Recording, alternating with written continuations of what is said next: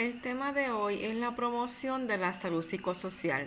Recuerden que siempre hemos enfatizado que el ser humano, el paciente es un ser holístico, ¿verdad? Que no solamente tenemos que encargarnos de su salud física, sino que también tenemos que ver su salud, su salud mental, social, emocional, etcétera, y verlo a él como un todo.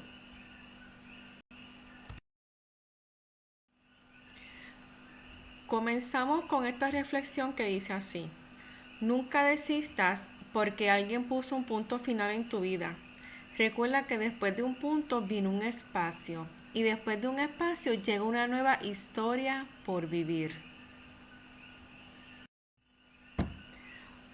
Objetivos. Vamos a estar definiendo conceptos relacionados a problemas en la percepción sensitiva, autoconcepto, sexualidad, manejo de estrés, espiritualidad y sobre todo pérdida y duelo.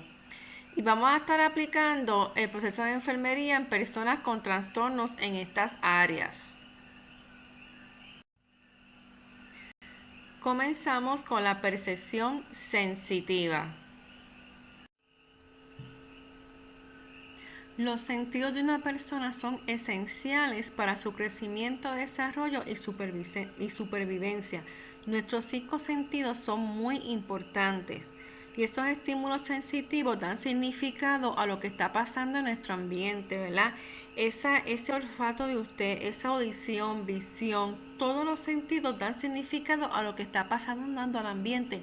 Si usted no ve, usted no huele, no puede tocar, no siente, no sabe lo que está pasando en el ambiente.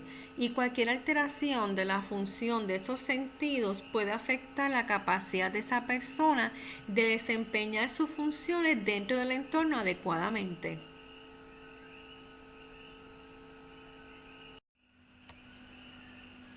Muy importante para que un individuo, una persona, ¿verdad?, sea consciente de su ambiente, deben estar presentes 4 aspectos del proceso sensitivo como tal. Primero tiene que haber un estímulo, ¿verdad? Algo que estimula ese receptor nervioso, ese sistema nervioso. Luego tiene que haber un receptor, que es esa célula nerviosa que actúa como receptor, coge que ese estímulo y lo convierte en un impulso nervioso. Luego está la conducción del impulso, que entonces ese impulso nervioso, que esa célula nerviosa convirtió en impulso nervioso, viaja a lo largo de las vías nerviosas hasta la médula espinal o directamente hasta el encéfalo.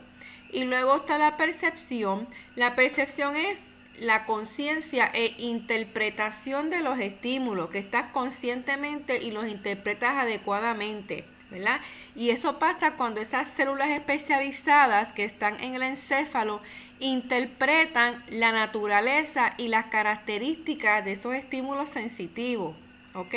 Y el nivel de conciencia del paciente influye en esa percepción de esos estímulos, porque un paciente que está consciente y tiene todos sus sentidos funcionando a cabalidad, pues puede percibir eso adecuadamente. Puede percibir cuando hay calor, cuando hay frío, cuando hay dolor, cuando hay un ruido fuerte, suave, cuando hay un olor, distinguir diferentes olores. Ahora, una persona que no está consciente, pues eso no lo puedes percibir adecuadamente.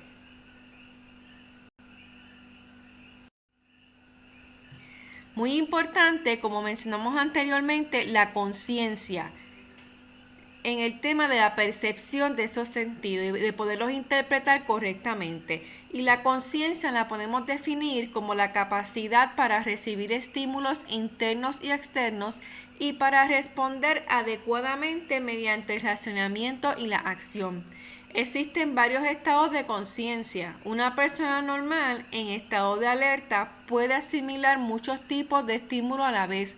Una persona que tenga todos sus sentidos a cabalidad, que funcione muy bien y que los perciba y los interprete adecuadamente, porque ese sistema nervioso está funcionando adecuadamente, pues puede recibir varios estímulos a la vez y los puede asimilar y los puede interpretar correctamente. Puede estar recibiendo a la misma vez que calor y frío mediante el tacto, mediante está oliendo algo, está utilizando el olfato, está escuchando a la misma vez y observando.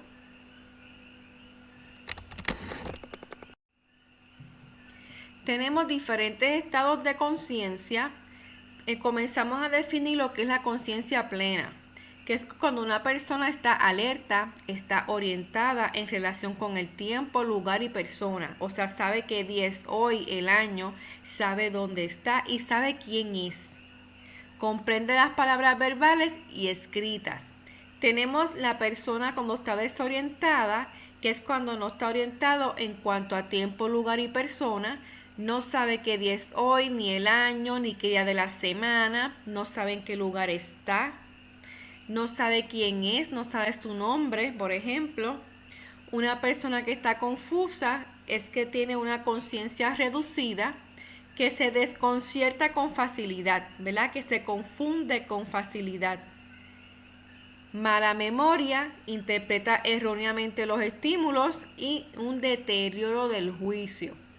Una persona que está somnolienta extrema es que tiene sueño, pero, ¿verdad? Que tú la ves como medio dormida, medio somnolienta, pero cuando usted le da algún estímulo, usted quizás lo toca, que responde. Una persona semicomatosa puede ser alertado con estímulos extremos repetidos. Una persona que está en semicomatoso, ¿verdad? Es una persona que usted lo ve así como dormido, como si no respondiera, pero si usted le da un estímulo fuerte, un estímulo extremo repetido, ahí como que despierta. Tenemos la persona cuando está en coma, es cuando no responde a ningún estímulo verbal.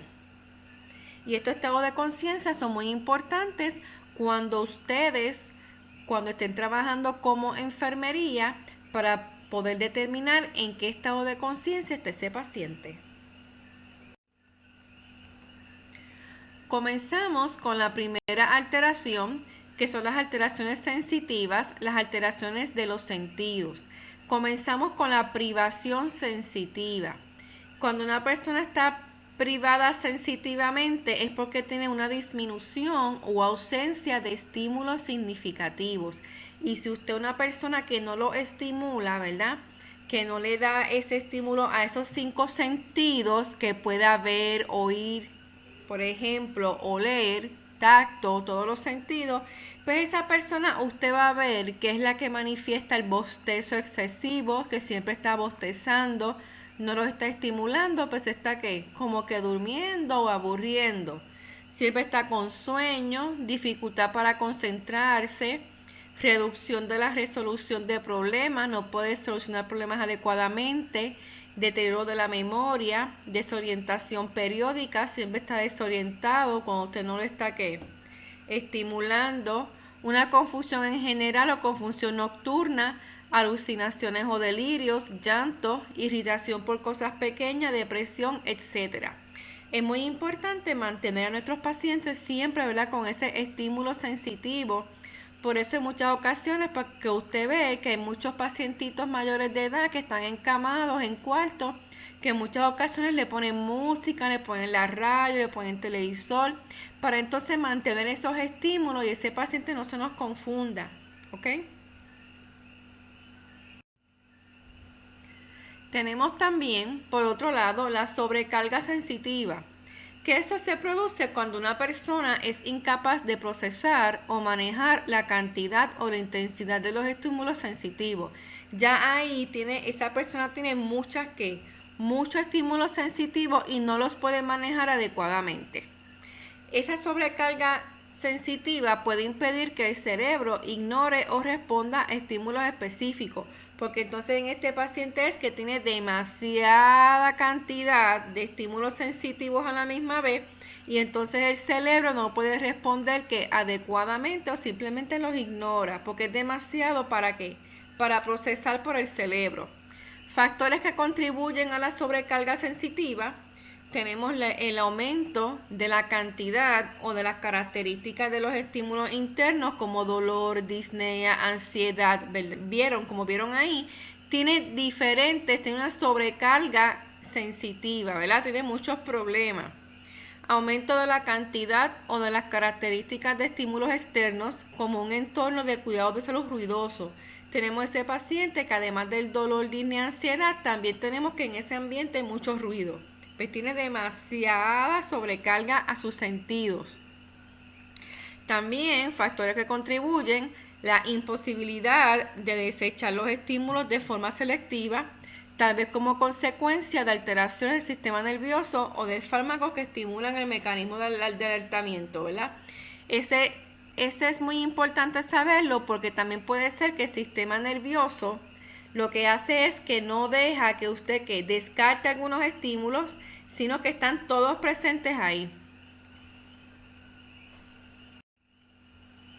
Manifestaciones clínicas: cuando hay una sobrecarga sensitiva, tenemos debilidad, insomnio, la persona no puede descansar adecuadamente porque tiene demasiada sobrecarga, irritabilidad, ansiedad, inquietud, desorientación periódica o general, reducción de la capacidad de resolución de problemas, porque entonces ese sistema nervioso no está procesando toda esa sobrecarga sensitiva, y de realización de tareas, aumento de la tensión muscular, atención dispersa y aceleración del pensamiento.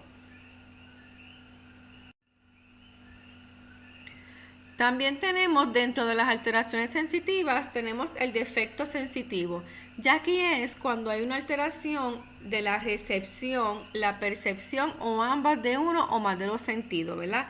Es en esa persona que ya está cieguita o está sorda. Hay una alteración en la recepción de ese estímulo nervioso y de percibirlo también.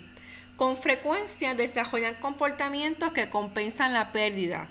En ocasiones este tipo de comportamientos son inconscientes. Por ejemplo, tenemos una persona que quizás tiene problemas de visión o es cieguito, y usted ve que ellos desarrollan entonces otro sentido. Por ejemplo, personas ciegas en muchas ocasiones desarrollan mucho el sentido del oído, de la audición, ¿ok? Se le pone como más agudo, tratando de ¿qué? De compensar la pérdida de la visión. Los pacientes con defectos sensitivos tienen riesgo de sufrir una privación o una sobrecarga sensitiva a los otros sentidos que están funcionando adecuadamente. O sea que se pueden sobrecargar los otros sentidos. Ahora, tenemos unos pacientes con alto riesgo de privación o sobrecargas sensitivas. En el área de privación sensitiva, los que están en riesgo son los pacientes que están confinados a su casa o en una institución cerrada porque no tienen ese estímulo sensitivo de los sentidos, los pacientes que están en reposo en cama o tienen precauciones de aislamiento, los que tienen ya unos deterioros ya sensitivos de antemano, los que proceden de una cultura diferente, porque entonces tienen este problema de comunicación, los que tienen algunos trastornos afectivos o alteraciones del sistema nervioso, que entonces tienen algunos sentidos alterados, los que toman algunos fármacos que afectan al sistema nervioso central, que entonces o les da sueño, pierden la conciencia, les da mucho sueño, pues entonces sensitivamente van a estar privados. Ahora, por otro lado, tenemos pacientes con sobrecarga sensitiva, factores de riesgo, los que tienen dolor, porque entonces van a tener demasiada interpretación, ¿verdad? Demasiado estímulo a nivel de sensorial. Los que están en unidades de cuidados intensivos, porque esas personas que están en intensivos pueden tener una sobrecarga sensitiva, porque quizás además del dolor que tienen, además de la ansiedad, que no pueden dormir, en el ambiente hay mucho ruido, entonces tienen demasiado estímulo a los sentidos.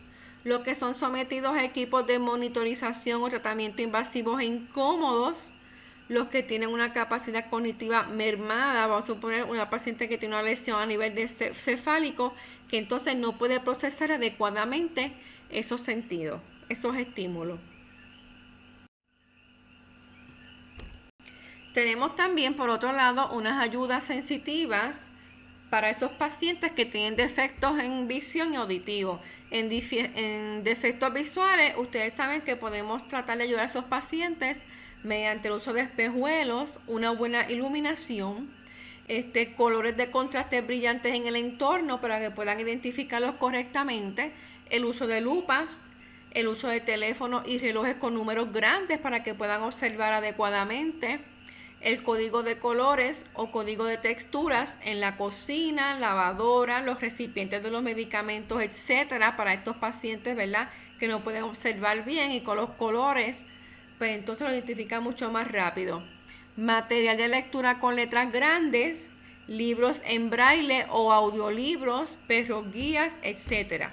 En personas con problemas auditivos, bien importante, lo podemos ayudar mediante la lectura de labios, el lenguaje de señas, los teléfonos con amplificador para escuchar mejor, el dispositivo de telecomunicaciones para los sordos, los timbres con amplificador para el teléfono y la puerta, los despertadores con destellos, porque como no pueden escuchar bien, o un reloj que haga ruido para despertarse, pues no les funciona adecuadamente, pero le podemos conseguir entonces un reloj que haga muchas luces y que pueda saber y pueda identificar que es hora de levantarse, por ejemplo.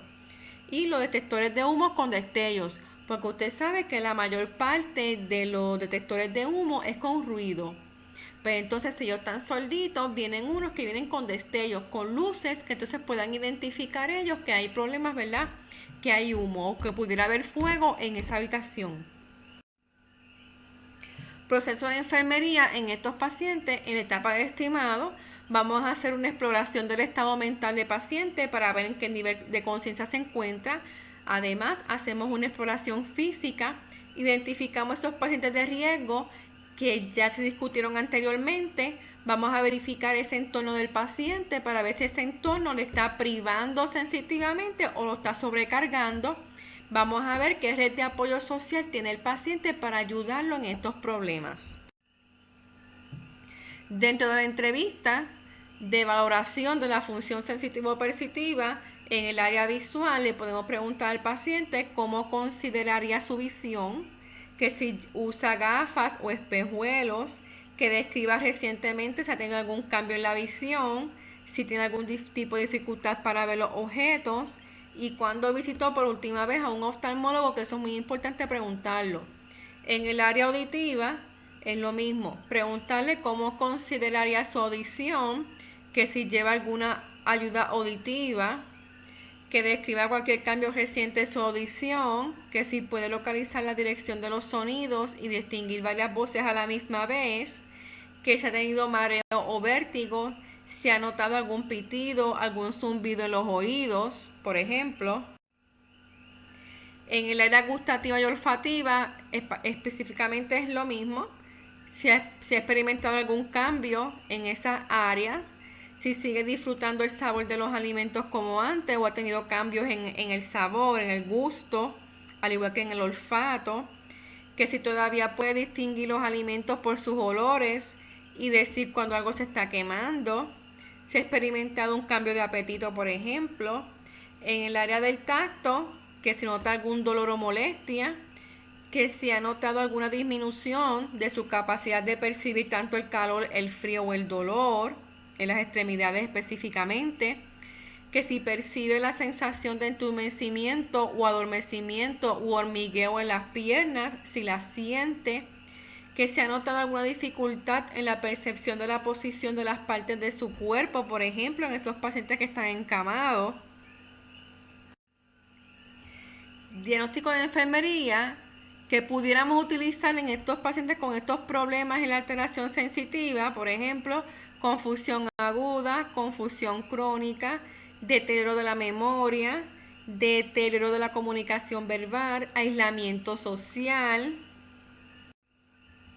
Dentro de la planificación objetivos, podemos utilizar la prevención de lesiones, mantenimiento de la función de los sentidos existentes, desarrollo de un mecanismo de comunicación eficaz, prevención de la privación o las sobrecargas sensoriales, reducción del aislamiento social, ejecución de las actividades diarias de forma independiente y segura. Las intervenciones para prevenir o modificar la privación sensorial, la sobrecarga sensorial y las alteraciones sensoriales consisten en estimular una función sensorial saludable y ayudar a estos pacientes a afrontar sus problemas sensoriales y a ajustar los estímulos de su entorno. Y como yo dije al principio, por eso en muchas ocasiones usted ve que en estas casas o esto es un asilo donde están los viejitos, para estimularle, mantenerle esa percepción sensitiva, le ponen un radiecito para que escuchen las noticias, le ponen televisor y de esa forma estimulan, ¿verdad?, esa percepción sensitiva. Sumamente importante, estos pacientes con defectos sensitivos precisan instrucciones sobre las ayudas sensitivas disponibles para poderle darle soporte a esa función sensitiva residual, que todavía, ¿verdad?, quizás ve un poquito, pero que tiene algo afectado. Forma de favorecer la utilización de otros sentidos y métodos para garantizar la seguridad de lesiones corporales, para que ellos no se lesionen. Enfermería y las personas de apoyo deben desarrollar y poner en práctica mecanismos eficaces de comunicación con pacientes que tengan deterioros visuales auditivos para que los puedan comprender adecuadamente. Los pacientes con confusión aguda o con delirio precisan una atención dirigida a promover su orientación en el tiempo, lugar, persona y situación. Es bien importante, esos pacientes que presentan alguna confusión, pues vamos a orientarlo. Mira, hoy es tal día, estamos en tal sitio, usted se llama fulano de tal y en qué situación se encuentra, ¿ok? Educación al paciente en prevención de alteraciones sensitivas, muy importante, ¿verdad? Para poder prevenirla, pues que se someta a revisiones de salud frecuentes, que se someta a exploraciones oculares frecuentes, el examen de la vista, que en los pacientes de 40 años se suele recomendar una exploración ocular cada 3 a 5 años o cada 1 o 2 años si hay antecedentes familiares de glaucoma. Solicitar atención médica temprana. Si se producen signos indicativos de que esa visión se va deteriorando, si el niño refiere dolor de oídos o si tiene una infección en el oído. Las infecciones de oídos, si no se tratan, pueden crear problemas de audición, ¿ok? Cuando hay enrojecimiento ocular persistente, secreción o aumento del lagrimeo, aparición de tumefacciones en el ojo o cerca del ojo, hay alguna asimetría o una irregularidad en las pupilas, cualquier dolor o molestia a nivel de ojo, pues hay que buscar atención médica temprana. Administrar a los niños las vacunaciones habituales contra las enfermedades que pueden producir pérdida auditiva, como por ejemplo es la rubeola, la parotiditis, el sarampión, y para eso están las vacunas, ¿ok? Para prevenir complicaciones. Muy importante, evitar dar a los lactantes y niños pequeños juguetes con mangos afilados y largos y mantener los objetos afilados fuera de su alcance, porque entonces ellos se pueden causar accidentes. Supervisar a los niños preescolares cuando utilicen tijeras. Asegurarse de que los niños pequeños no caminan o corren con un objeto afilado en la mano. Enseñarle a los preescolares a caminar con cuidado cuando lleven objetos como palos o armas de juguete. Enseñar a estos niños en edad preescolar y a los adolescentes la utilización correcta del equipo deportivo y de las herramientas motorizadas.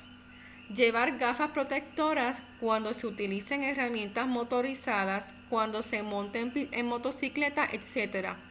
Usar protectores auditivos cuando se trabaje en un entorno con ruidos elevados o impulsivos muy intensos aunque breves. Llevar gafas oscuras con protección ultravioleta para evitar la lesión por los rayos ultravioletas y nunca mirar directamente al sol. Tenemos que tratar de que nuestros 5 sentidos no se alteren y no los lesionemos para entonces no sufrir de sus posteriores complicaciones. El próximo tema a presentar es el autoconcepto. El autoconcepto se puede definir que es la imagen mental propia de uno mismo, ¿verdad? Lo que uno piensa de uno mismo. Una persona no nace con autoconcepto, jóvenes. Este autoconcepto aparece como consecuencia de las interacciones sociales con los demás.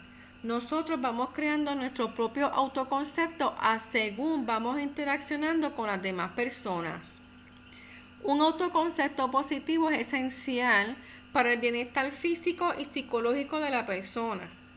La autopercepción de una persona puede diferir de cómo lo ven los otros y de su yo ideal, es decir, cómo le gustaría ser. Tenemos aquí unos ejemplos de agentes estresantes que afectan el autoconcepto. Tenemos los cambios en el aspecto físico, lo pueden afectar, deterioro de las capacidades físicas, mentales o sensitivas, los fracasos repetidos, las expectativas poco realistas. Tenemos que ser realistas en nuestras expectativas, pero no ser pesimistas, que eso es muy importante. Relación abusiva, preocupaciones por la sexualidad, divorcio, pérdida de familiares y amigos, pérdida de la seguridad económica, la ausencia de retroalimentación positiva. Por ejemplo, pues por lo tanto nosotros, ¿verdad?, desarrollamos nuestro autoconcepto dependiendo de nuestras experiencias en nuestra vida. Para valorar el área de autoconcepto podemos utilizar las siguientes preguntas. ¿Qué le gusta de usted mismo? ¿Qué hace usted bien? ¿Qué cambiaría de usted mismo si pudiera? ¿Se siente diferente o inferior a los demás?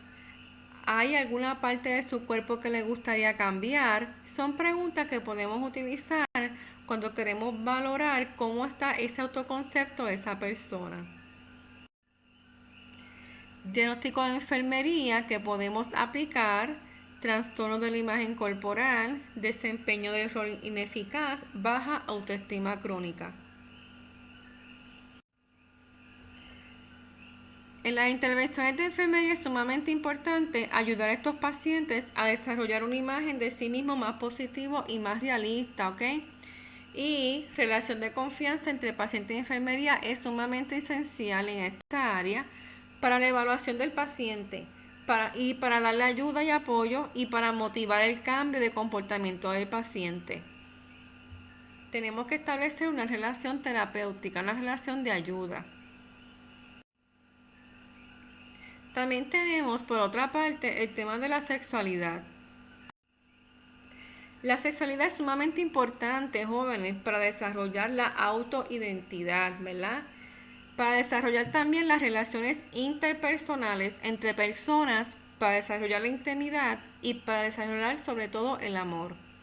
Hay una gran variación con relación a cómo las personas expresan su sexualidad, incluyendo la orientación sexual, la identidad sexual y las preferencias eróticas.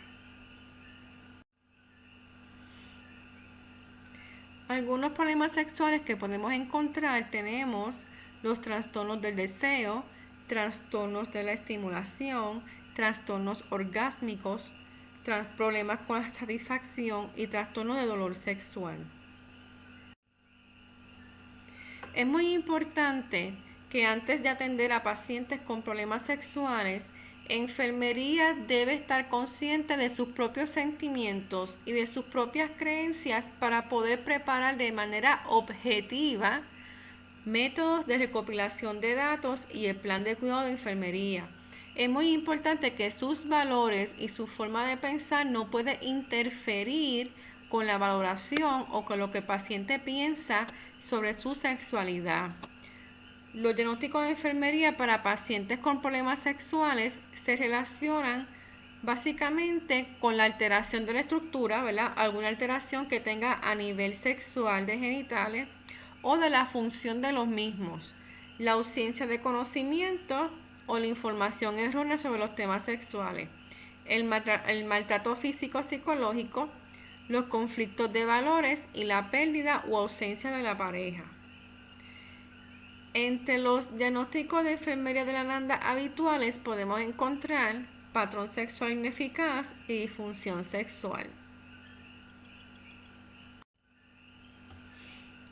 Intervenciones de enfermería es muy importante porque se centran fundamentalmente en educar a los pacientes sobre la función y la salud sexuales, sobre comportamiento sexual responsable, sobre la prevención de las enfermedades de transmisión sexual y las gestaciones no deseadas y a la autoexploración de las mamas y los testículos. Por lo tanto, las intervenciones de enfermería en esta área mayormente se concentran en educación.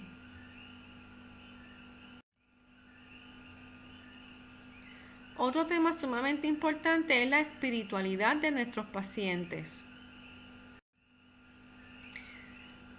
Los pacientes todos tienen derecho a recibir una atención que respete sus valores espirituales y religiosos individuales. No podemos interponer nuestras creencias religiosas a las del paciente. Tenemos que respetar esas creencias espirituales y religiosas de cada uno. Enfermería debe seguir las directrices éticas para proporcionar asistencia espiritual y no imponer sus creencias o prácticas personales a los pacientes, porque si usted impone sus creencias o prácticas personales, básicamente lo que está es violentando el derecho del paciente. Muy importante, las necesidades espirituales de los pacientes, de las personas de apoyo, entran en escena con frecuencia en un momento de enfermedad. En muchas ocasiones usted sabe que dentro de las situaciones que un paciente pueda estar presentando durante la hospitalización y durante ese momento tener que elegir entre una cosa a la otra, por lo general, ¿verdad?, tanto el paciente como el familiar se van a dejar llevar por sus creencias religiosas, ¿ok? Y las creencias espirituales pueden ayudar a las personas a aceptar la enfermedad y a planificar lo que les espera en el futuro, o lo que ellos piensan o lo que la fe les estipula a ellos. Y en muchas ocasiones estos pacientes también pueden tener angustia espiritual. Y la angustia espiritual se refiere a un trastorno o un reto a las creencias y el sistema de valores de la persona que proporciona fuerza, esperanza y significado a la vida. ¿Ok? Esas personas que ya están quizás en una etapa, que saben que van a morir pronto, en muchas ocasiones pueden presentar una angustia espiritual. ¿Ok? Los posibles factores de la angustia espiritual incluyen los problemas fisiológicos, como son las enfermedades, preocupaciones relacionadas con el tratamiento y preocupaciones situacionales. Esa angustia espiritual se puede reflejar en diferentes comportamientos como depresión, ansiedad, manifestaciones verbales de indignidad y miedo a la muerte. En ese momento es cuando las creencias como que se le olvidan o están retando la creencia. Vamos a suponer una persona que cree en Dios y de momento está dudando si esa creencia es correcta o no, que él espera en un futuro, pues entonces ahí puede presentar esa angustia espiritual. Enfermería puede favorecer esas prácticas religiosas de esos pacientes, sobre todo si conocen cuál es la religión de ese paciente, ¿verdad? Entonces los podemos ayudar porque entonces podemos buscar en muchas ocasiones cómo cómo aliviar la necesidad de ese paciente mediante sus creencias religiosas. A nivel de institución hospitalaria, pues tenemos un capellán que también lo podemos coordinar, ¿verdad? Y referir para que vaya a ver los pacientitos. Tenemos pacientes que son católicos, pues podemos coordinar quizás con un sacerdote para que vaya, y de esa forma estamos ayudando a ese paciente a nivel espiritual. Para valorar la espiritualidad de ese paciente es bien importante determinar si el paciente acepta una realidad espiritual, si el paciente practica alguna religión o cree en algo, ¿ok? Recabar información sobre las creencias y prácticas espirituales que influyen en la salud. Vamos a ver en qué es lo que cree el paciente y qué es lo que él cree que le puede ayudar entonces a recuperar su salud. Forma en que el paciente desea recibir asistencia espiritual por parte del personal médico, ¿verdad? De qué forma nosotros también podemos ayudar a ese paciente en esa espiritualidad. Solo aquellos que manifiesten alguna necesidad espiritual necesitan una evaluación específica en profundidad. Hay muchos pacientes que te van a decir que necesitan que le lleves quizás el pastor, que le lleves el capellán, necesito a mi sacerdote. Pues entonces ahí tenemos que tratar de coordinar con esas personas para entonces ayudarlo en esa área. Dentro de las intervenciones de enfermería para promover la salud espiritual tenemos el ofrecimiento de nuestra presencia ahí, ¿verdad? Con ese paciente y acompañarlo. Conversaciones sobre la espiritualidad, sobre lo que él cree, pero nunca vamos a anteponer lo que nosotros creemos. Vamos a escuchar al paciente, ¿verdad? Y entonces tenemos conversación con él sobre eso. Apoyo a las prácticas religiosas del paciente es sumamente importante, una comunicación empática. Vamos a ponerlo en el lugar de ese paciente. Vamos a ayudar a esos pacientes para que puedan rezar. Si esas personas acostumbran a rezar, pues vamos a ayudarlos, vamos a orar con ellos. Derivación del paciente a un experto de asistencia espiritual, como dije anteriormente. Si el paciente requiere la visita de un capellán, de un pastor, de un sacerdote, pues lo podemos coordinar. Y además de angustia espiritual, los pacientes también pueden pasar por estrés y afrontamiento. El estrés básicamente es el estado de tensión fisiológica y psicológica que afecta a toda la persona física, emocional, intelectual, social y espiritualmente. Una persona que está en estrés se puede afectar en cualquiera de sus partes, ya sea física, emocional, intelectual, social y espiritualmente, ¿ok? Ahora, tenemos unos indicadores fisiológicos, ¿verdad? Que nuestro cuerpo presenta, manifiesta y sabemos que esa persona puede estar en estrés. Factores también, unos indicadores psicológicos y cognitivos. Los indicadores fisiológicos son la consecuencia del aumento de la actividad de los sistemas simpático y neuroendocrino. Nos estamos refiriendo al estrés. Que entonces, eso que usted presenta físicamente tiene que ver con la consecuencia de la activación del sistema simpático y del sistema neuroendocrino, ¿ok? Psicológicamente, habitualmente, cuando una persona tiene estrés, manifiesta ansiedad, miedo, ira y depresión. Esa ansiedad, que es la respuesta más frecuente ante el estrés, tiene 4 niveles: leve, moderada, grave y angustia. Ahora, también para manejar ese estrés, nosotros podemos aplicar los famosos mecanismos de defensa. Y los mecanismos de defensa son aquellos mecanismos que principalmente ¿verdad? Que inconscientemente nosotros como individuos empleamos para defendernos de emociones o pensamientos que producen ansiedad, que producen sentimientos depresivos o una herida a la autoestima si llegasen a la conciencia. Por lo tanto, nos protegen de la ansiedad. Y un mecanismo de defensa comúnmente utilizado es la negación, cuando negamos que algo está pasando. Ahora, estos indicadores cognitivos, ¿verdad?, de respuesta al estrés, tenemos problemas entonces en la resolución de problemas, en estructurar o organizarnos, en el autocontrol, nos podemos controlar, y a la autodisciplina. Ahora bien, las estrategias de afrontamiento para abordar el estrés varían mucho de unas personas a otras. Ahora, ¿qué es afrontamiento? Afrontamiento es cualquier actividad que el individuo puede poner en marcha o en práctica, tanto de tipo cognitivo como de tipo conductual, de conducta, con el fin de enfrentarse a una determinada situación. ¿Ok? Y esa eficacia de ese afrontamiento individual depende mucho del número, duración y la intensidad de cuántos agentes estresantes tiene esa persona. Entre más agentes estresantes de una persona, pues mucho más difícil ese afrontamiento. No imposible, pero mucho más difícil.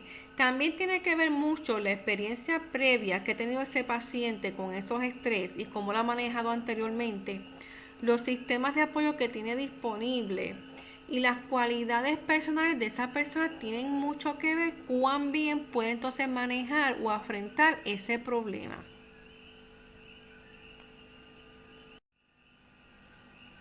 Ahora, un estrés por corto tiempo pues no nos afecta tanto. Ahora, un estrés que es prolongado y no lo sabemos manejar adecuadamente, y un afrontamiento ineficaz de ese problema, interfieren con la satisfacción de las necesidades básicas y pueden afectar a la salud física y mental. ¿Y cuáles son esas necesidades básicas? El alimentarse adecuadamente, el dormir, por ejemplo, el respirar adecuadamente. Entonces de ahí es que empieza entonces a afectarse nuestra salud física como tal. La evaluación de enfermería de un paciente que experimenta estrés incluye una valoración para identificar las percepciones y la duración de estos agentes estresantes, cómo el paciente percibe este estrés y cómo dura, cuánto dura y cuáles estrategias de afrontamiento está utilizando el paciente para manejar ese estrés. Y también vamos a incluir una exploración física para detectar esos indicadores físicos del estrés, como es la taquicardia, la fatiga, por ejemplo, son indicadores físicos del estrés. Intervenciones de enfermería en estrés y afrontamiento, bien importante. Vamos a estar básicamente favoreciendo las estrategias para la promoción de la salud. Vamos a favorecer el hacer ejercicio, una dieta saludable, reposo adecuado y gestión del tiempo. De esta forma podemos aliviar, ¿verdad?, o minimizar las posibles complicaciones que puede sufrir ese paciente con ese estrés prolongado. Vamos a reducir al mínimo la ansiedad. Vamos a mediar la ira. Vamos a enseñar técnicas de relajación específica. Vamos a respirar hondo. Vamos a utilizar musicoterapia, aromaterapia, por ejemplo. Vamos a poner en práctica intervenciones durante la crisis cuando sea necesario. Que eso es bien importante, escuchar al paciente, dejar que él dialogue, dejar que él hable, ¿ok?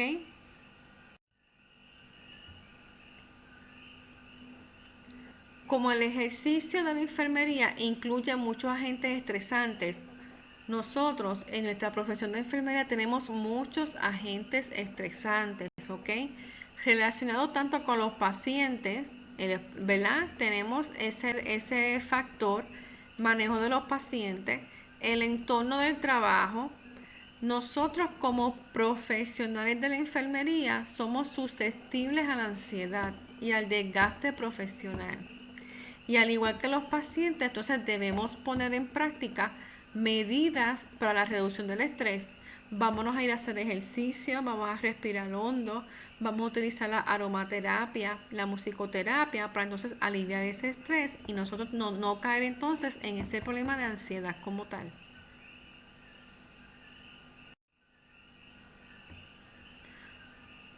Además de la privación sensitiva, sobrecarga sensitiva que debemos manejar en nuestro paciente, el autoconcepto, la angustia espiritual, el estrés y afrontamiento, también tenemos que manejar en nuestro paciente lo que es pérdida, duelo y muerte.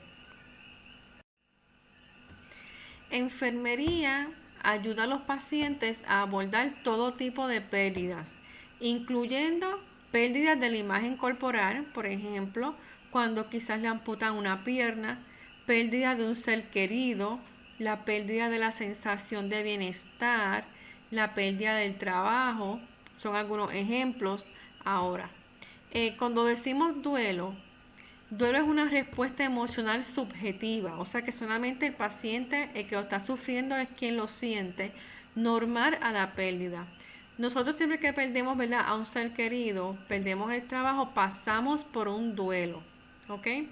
Y es esencial para esa salud mental y física. Tenemos que pasar por ese duelo para que entonces podamos recuperar nuestra salud mental y física. Es muy importante pasar por eso, por esa pérdida, por ese sentimiento de pérdida. El duelo permite que la persona afligida afronte la pérdida gradualmente, ¿verdad?, poco a poco, y que la acepte como parte de su realidad. El conocimiento de las diferentes etapas o fases del duelo y de los factores que influyen en la reacción ante la pérdida puede ayudar a enfermería a comprender las respuestas y necesidades de los pacientes. Es muy importante que nosotros conozcamos las diferentes fases de duelo y los factores que influyen a la reacción hasta esa pérdida Y de esa forma podemos comprender el por qué el paciente responde de esa forma y podemos entonces comprender y ayudar a satisfacer esas necesidades en cada fase. Aquí tenemos las 5 etapas de duelo o las fases de duelo. La primera es la negación, ¿verdad? Que es cuando la persona no cree lo que le está pasando. La segunda es el enojo.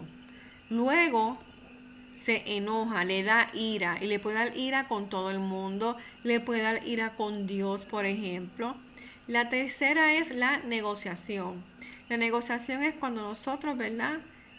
Tenemos alguna pérdida y hacemos una negociación. Por ejemplo, ay Dios mío, si me devuelves a mi esposo, que por suponer que ya falleció, yo te prometo que yo voy a hacer esto, que yo voy a hacer lo otro. Pues eso es una negociación. Luego pasamos por la fase de depresión y luego al fin y al cabo aceptamos esa pérdida. Esas son las etapas de duelo que todos pasamos cuando sufrimos alguna pérdida. Ahora, la forma en que ese individuo se enfrenta a una pérdida depende en gran medida de su edad, porque depende de la edad, ¿verdad? Se manifiesta de diferentes formas. Depende también de sus creencias espirituales, del sexo, de su nivel socioeconómico, también tiene que ver mucho en cómo afronta esa pérdida, porque quizás esa pérdida fue el esposo y es quien mantenía el hogar y se le hace mucho más difícil pasar por esas etapas de duelo, por ejemplo. También depende de sus sistemas de apoyo, si tiene apoyo en la familia, si no tiene apoyo para poder, ¿verdad?, afrontar esa pérdida. En la importancia y la causa de la pérdida o la muerte. ¿Cuán importante fue esa pérdida para esa persona? Pues todo eso depende entonces en cuán rápido esa persona puede afrontar diferentes etapas de duelo y puede pasar con ese duelo satisfactoriamente o no. La atención de esa persona que está en proceso de muerte, moribundo, y de la persona que experimenta la pérdida, que en este caso puede ser el familiar del paciente, es una de las responsabilidades muy complejas y difíciles de enfermería. Y tenemos que comprender cada una de las etapas y qué tenemos que hacer en cada etapa. Es sumamente importante que sus actitudes como enfermería sobre la muerte y el morir no afecten directamente a la capacidad que usted pueda proporcionar asistencia en ese momento, ¿ok?